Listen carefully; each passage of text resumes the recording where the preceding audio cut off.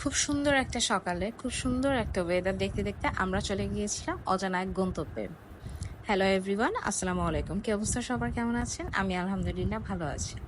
অজানা গন্তব্য এই কারণেই বললাম, কারণ আমরা কোথায় যাচ্ছিলাম সেটা আসলে আমরা কেউই জানতাম না। কিছুদিন আগে আমার ননাস আমাকে ফোন দিয়ে বললেন যে বৃহস্পতিবার দিন সকালে আমরা ঢাকার বাইরে যাব, কিন্তু ঢাকার বাইরে কোথায় যাব এটা আসলে আপু আমাদের কাউকেই বলেননি। এটা একটা সারপ্রাইজ ট্যুর ছিল আমাদের জন্য। তো আমরা যখন যাচ্ছিলাম আমাদের সাথে এই সুন্দর আকাশটাও আমাদের সাথে সাথে যাচ্ছিল। অনেক ছোট ছিলাম যখন, তখন আম্মুকে বলতাম যে আম্মু দেখেন আমরা যেখানে যাচ্ছি চাঁদটাও আমাদের সাথে সাথে যাচ্ছে। তো এখন বিষয়টা এমন হয়ে গেছে যে আমরা যেখানে যাচ্ছি আকাশটাও আমাদের সাথে সাথে সেখানেই যাচ্ছে। শরতের এই আকাশটা দেখতে অনেক সুন্দর লাগছিল, যদিও বাইরে ভয়ঙ্কর গরম ছিল। তারপরেও আল্লাহ পাকের অশেষ রহমতে আমরা সুন্দরভাবেই আমাদের গন্তব্যে পৌঁছিয়ে যাই। এবং আমরা প্রথম দিকে তো একদমই বুঝতে পারছিলাম না যে আমরা কোথায় যাব, কিন্তু কিছু দূর যাওয়ার পর আমরা বুঝতে পারি, যখন কিনা আমরা এরকম সুন্দর একটা চা বাগান দেখতে পাই, তখন আমরা বুঝতে পারি যে ও, আমরা তো চায়ের দেশ সিলেটে চলে এসেছি। রাস্তার দুই পাশে এত সুন্দর আসলে চায়ের বাগান দেখতে দেখতে যখন আমরা আমাদের রিসোর্টের দিকে ঢুকছিলাম তখন আসলে অনেক ভালো লাগছিল। বাট কেন যেন হঠাৎ করে মনটাও খারাপ হয়ে গিয়েছিল, কারণ আমরা আসলে গাড়ির ভিতরে এসিতে ছিলাম, সো ভিতর থেকে দেখতে তো চায়ের বাগানটা অবশ্যই দেখতে খুব সুন্দরই লাগবে। কিন্তু একটাবার চিন্তা করে দেখেন, যারা এই চায়ের বাগানে কাজ করে প্রতিদিন, তাদের কি পরিমাণে ভয়াবহ কষ্ট হয়। মানে প্রচন্ড গরমের মধ্যে তারা এই বাগানে কাজ করেন। এই জিনিসটা চিন্তা করে কেন যেন হঠাৎ করে মনটা খুব খারাপ হয়ে গিয়েছিল। যাই হোক, চায়ের বাগান দেখতে দেখতে আমরা আমাদের রিসোর্টের কাছাকাছি চলে আসি। দেন রিসোর্টের গেটে কিছু ফর্মালিটি ছিল, সে ফর্মালিটিটা আমরা কমপ্লিট করে আমরা আস্তে আস্তে ভিতরের দিকে ঢুকে যাই। এতক্ষণ তো আপনারা বুঝতেই পেরেছেন আমরা কোথায় এসেছি। জি, আমরা সিলেটের দ্য প্যালেস রিসোর্টে গিয়েছিলাম ঘোরার জন্য। এবং ভেতরে ঢোকার পরে এত সুন্দর ছিল, মানে এত অর্গানাইজ এবং পরিষ্কার পরিচ্ছন্ন ছিল, দেখে খুবই ভালো লাগছিল। এই তো দেখতে দেখতে আমরা একদম ভিতরের দিকে চলে যাই, এবং যাওয়ার পরে আমরা ফার্স্টে যে কাজটা করি সেটা হচ্ছে রিসেপশনে কিছু ফর্মালিটি ছিল সেটা কমপ্লিট করা হয়, এবং করার পরে আমরা ফার্স্টে হচ্ছে খেয়ে নিই। কারণ হচ্ছে ওই সময় আসলে আমরা বৃহস্পতিবার দিন যখন যাই তখন রাস্তা একটু খারাপ ছিল, খারাপ থাকার কারণে আমাদের জার্নিটা আসলে 4 ঘন্টার জায়গায় সেটা 8 ঘন্টার উপরে হয়ে যায়। তো আমরা গিয়ে সবাই অনেক বেশি টায়ার্ড ছিলাম। টায়ার্ড থাকার কারণে আসলে গিয়েই ফার্স্টে আমরা খাওয়া দাওয়া করি। খাওয়া দাওয়া করে আমরা একটা বাগি নিয়ে আমরা আমাদের ভিলার দিকে চলে যাই। ভিলাতে গিয়ে হচ্ছে আমরা ফার্স্টে হচ্ছে সবাই ফ্রেশ হয়ে আগে রেস্ট নেই। রেস্ট নিয়ে তারপর সন্ধ্যার সময় হচ্ছে আমরা ভিলা থেকে বের হয়েছিলাম একটু ঘোরাঘুরি করার জন্য। ওদের এইখানে যখন আমরা এমনিতে দুপুরবেলা যখন যাচ্ছিলাম তখন দেখলাম যে ওদের অনেক অ্যাক্টিভিটিস ছিল। যেমন বাচ্চাদের জন্য অনেক প্লে জোন ছিল, প্রায় 2টার মতো প্লে জোন ছিল, একটা ওয়াটার পার্ক ছিল। প্লাস বড়দের জন্য নাকি ইনডোর গেম ছিল, ওখানে বড়রা বাচ্চারা সবাই এখানে অনেক অনেক গেমই খেলতে পারবে। তো আমরা ভাবলাম আমরা ফার্স্ট আগে রেস্ট নেই, যেহেতু আমরা 8 ঘন্টার উপরে জার্নি করেছি। সো আসলে ওই মুহূর্তে এত টায়ার্ড ছিলাম যে আমরা যে লাঞ্চ করেছি সেটার ভিডিওটা আসলে ক্লিপ নেওয়া পসিবল হয়নি। যাই হোক, এটা আমাদের ভিলার সামনের ভিউটা ছিল, দেখতে খুবই ভালো লাগছিল। আর আমরা আমাদের ভিলাতে যে ঢুকে গেলাম, ভিলাতে ঢুকে যাওয়ার পরে প্রথমেই ছিল হচ্ছে একটা ড্রয়িং রুম, এবং ড্রয়িং রুমে ওয়েলকাম ব্যাক লেখা ছিল। যেহেতু আমার ননাস এবং ওনার হাজবেন্ড, মানে আপু ভাইয়া দুইজনই এর আগে আরো 2বার না 3বার সম্ভবত প্যালেসে গিয়েছিলেন। তো এই জন্য হচ্ছে এই কেকটা আমাদের জন্য ছিল। এরপর এখানে একটা বেডরুম ছিল। এই বেডরুমে হচ্ছে 2টা বেড ছিল, সরি 2টা বেড ছিল।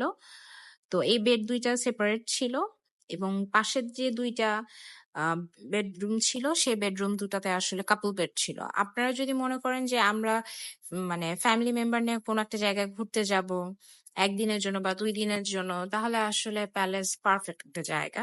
মানে খুব লাক্সারিয়াস ভাবে যদি আপনারা টাইম স্পেন্ড করতে চান তাহলে প্যালেস আপনাদের জন্য বেস্ট চয়েস হবে। এবং ওদের মানে সার্ভিস গুলো আমাদের কাছে খুবই ভালো লেগেছে। মানে ওদের বারবার বলার প্রয়োজন হয়নি, ওরা নিজেরাই এসে রুম ক্লিন করে দিয়ে যাচ্ছিল। প্লাস হচ্ছে বাগি কল করার সাথে সাথে বাগি চলে আসছিল এবং আমাদের যেখানে যেখানে যাওয়ার দরকার ছিল সব জায়গায় খুব ভালোভাবে ওরা নিয়ে গেছে। কখনো কোনো প্রবলেম ফেস করতে হয়নি আমাদের বা ওয়েট করা লাগেনি। বাগিটা অ্যাভেলেবল ছিল। এই জিনিসগুলো অনেক ভালো লেগেছে। তো এই তো এটা হচ্ছে আরেকটা বেডরুম ছিল। একটা বেডরুমের হচ্ছে একটা ওয়াশরুম। যাক আমরা রেস্ট নিলাম। রেস্ট নিয়ে আমরা সন্ধ্যার দিকে বের হয়েছিলাম। তো বাইরে একটু বাইরের ভিউ গুলো একটু আপনাদের দেখানোর চেষ্টা করছিলাম যে রাতের বেলা প্যালেস দেখতে কেমন লাগে। রাতের বেলা ওদের ওই গাছের নিচে অনেক সুন্দর সুন্দর লাইট দেওয়া ছিল, তো লাইট গুলো দেখতে খুব ভালো লাগছিল অন্ধকারের মধ্যে। যাই হোক, তো এটা দেখা শেষ করে হচ্ছে আশপাশে আমরা একটু কিছুক্ষণ হাঁটাহাঁটি করলাম সবাই একসাথে। সব আমার ইনলজরা সবাই ছিলেন, তো আমরা সবাই একটু বাইরে একটু হাঁটাহাঁটি করলাম। আর এটা হচ্ছে ওদের একটা রেস্টুরেন্ট, রেভুলেশন। তো আর এইটা হচ্ছে আমি একটা অন্ধকারের মধ্যে একটা স্লোমো নেয়ার বৃথা চেষ্টা করছিলাম, যদিও স্লোমোটা হয়নি, তারপরে আমার বৃথা চেষ্টা চালিয়ে যেতেই হবে, স্লোমো হোক বা না হোক। এরপর আমি একটা নর্মাল ভিডিও করার ট্রাই করছিলাম যে অ্যাটলিস্ট যেন আপনাদেরকে দেখাতে পারি যে আমি কিসের ভিডিও করার ট্রাই করছিলাম এতক্ষণ। এই ভিডিওটা করার পর যাই হোক আমরা চলে গিয়েছিলাম ওদের হলে। ওদের ওখানে একটা সিনেপ্লেক্স আছে, আপনারা চাইলে মুভি দেখতে পারেন। আমরা যখন ওখানে এন্ট্রি নেই তখনই আমাদেরকে শো টাইমটা দিয়ে দেওয়া হয়েছিল, বাট আনফরচুনেটলি আমরা আসলে একটা মুভিও দেখতে পারিনি, কারণ মানে আমাদের সাথে কেন যেন টাইমটা মেলেনি, মানে হচ্ছিল না। যাই হোক, এজন্য মুভি কোনোটাই দেখা হয়নি, জাস্ট আমরা এমনি বাইরে থেকে একটু থিয়েটারটা দেখে তারপর চলে আসি। এবং এটার পর হচ্ছে আমরা বাইরে হাঁটাহাঁটি করি, হাঁটাহাঁটি করে একটু ঘোরাঘুরি করে আমরা ইনডোর গেমস এর ওখানে চলে গিয়েছিলাম কিছু গেমস খেলার জন্য, যে এখানে অনেক সুন্দর সুন্দর গেম আছে, কি আছে সেটা একটু দেখি, এক্সপ্লোর করি। গেম জোনে ঢোকার পরে দেখলাম বাবুদের জন্য তো অনেক সুন্দর সুন্দর গেম আছে, মানে বাচ্চারা গেলে তো অনেক খুশি হয়ে যাবে যে এত সুন্দর সুন্দর গেম। তো আমাদের সাথে যারা অন্যান্য যারা গিয়েছিলেন ফ্যামিলি নিয়ে, তো ওখানে বাচ্চারা দেখলাম ভালোই এনজয় করছিল। আমরা হচ্ছে ওইখানে বড়দের একটা গেম ছিল, ওইটা আমার হাজবেন্ড, আমার ভাসুর এবং দুলাভাই ওনারা সবাই খেললেন, এবং আমি আর আপু হচ্ছে দুইটা গেম খেলেছিলাম। আর আমার হাজবেন্ড হচ্ছে একটা গেম খেলেছিল, গেমটার নাম কি আমি আসলে জানি না, ওই যে একটা থাকে না যে এরকম করে দল তুলতে হবে, তো আমার হাজবেন্ড এই দলটা আমার জন্য তুলে নিয়ে আসছিল। আলহামদুলিল্লাহ, আমি অনেক খুশি হয়ে গেছি এটা দেখে। এরপর আমরা রেভলিউশনে চলে গিয়েছিলাম আমাদের ডিনার করার জন্য।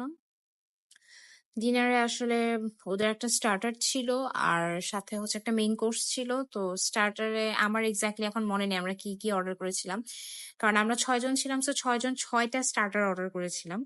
তো একটা মনে হয় চিকেন বল ছিল, একটা মনে হয় প্রন সালাদ ছিল, মানে এই টাইপের কিছু স্টার্টার আমরা অর্ডার করেছিলাম। তবে ওইখানে মেইন যে জিনিসটা আমাদের কাছে সব থেকে বেশি ভালো লেগেছে সেটা হচ্ছে ওদের স্টেক, মানে ওদের বিফ স্টেক যেটা ছিল ওয়েল কুক ছিল এবং ওটা খুবই মজার ছিল। তো আপনারা যদি প্যালেসে যান আমি বলবো যে অবশ্যই স্টেকটা ট্রাই করবেন, ওদের স্টেকটা যথেষ্ট মজা ছিল। এই তো আমরা আমাদের ডিনার শেষ করে এখন আমরা আমাদের ভিলার দিকে রওনা দিলাম। নেক্সট ডেতে আমরা কি কি করেছি সেটা আমরা পার্ট 2 তে আমি দিয়ে দিব। আসলে একই ভিডিওতে যদি আমি 2 দিনের সব অ্যাক্টিভিটি গুলো দিয়ে দিই তাহলে ভিডিওটা অনেক বেশি বড় হয়ে যাচ্ছে। তো সেজন্য আমি পার্ট 2 তে আসলে ফ্রাইডের যে অ্যাক্টিভিটি গুলো আছে বা আমরা ওখানে কি করলাম সেটা দেওয়ার চেষ্টা করব। আশা করি আপনাদের কাছে আমার ভিডিওগুলো ভালো লাগবে। যদি আমার ভিডিওগুলো আপনাদের কাছে ভালো লাগে তাহলে অবশ্যই লাইক করবেন, কমেন্টস করবেন এবং বেশি বেশি করে শেয়ার করবেন। ভালো থাকবেন সবাই। আল্লাহ হাফেজ।